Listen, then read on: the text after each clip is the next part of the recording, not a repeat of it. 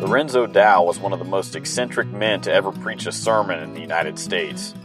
Born in 1777, Dow rose to national fame during the Second Great Awakening. His preaching style was animated. He shouted, he screamed, he cried, he begged, he flattered, he insulted, he challenged people and their beliefs. He told stories and made jokes. It is recorded that he often preached before open-air assemblies of 10,000 people or more and held the audiences spellbound.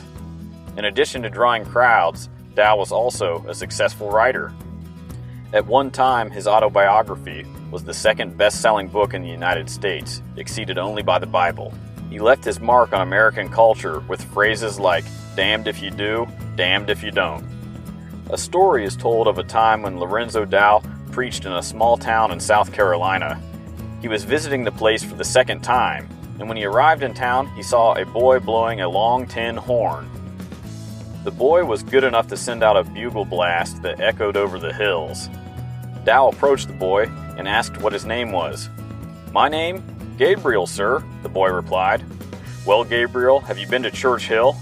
"Yes, sir, I have been there, many a time." "Do you remember a big spruce pine on that hill?" "Oh yes, everyone knows that tree."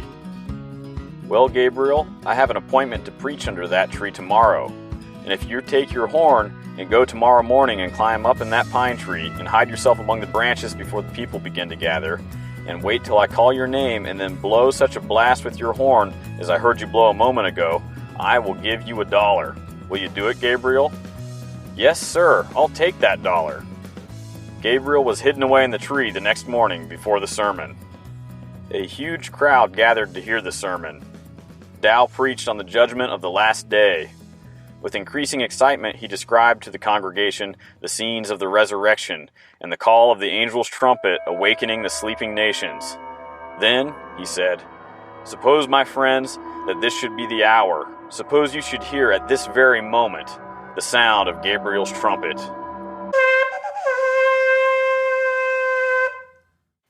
Sure enough, at that moment, the trumpet of Gabriel sounded from the top of the pine tree.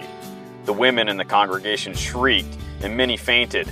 The men sprang up and stood aghast. Some ran, others fell and cried to the Lord for mercy. And all felt for a time that the judgment had come. Dow stood back and watched the panic until it abated. It wasn't long before someone spied Gabriel quietly perched on a limb of the old spruce. The crowd wanted to get the boy, but Dow, resuming his theme, said, "I forbid all persons from touching the boy up there. If a child with a tin horn can frighten you almost out of your wits, what will ye do when ye shall hear the trumpet thunder of the archangel? How will ye be able to stand in the great day of the wrath of God?" The sermon was a success, and many felt that Reverend Dow had delivered a wonderful object lesson that day. I hope you enjoyed this story. For more like it, check out theweeklyholler.com. You can also find The Weekly Holler on Facebook, YouTube, Instagram, and Twitter.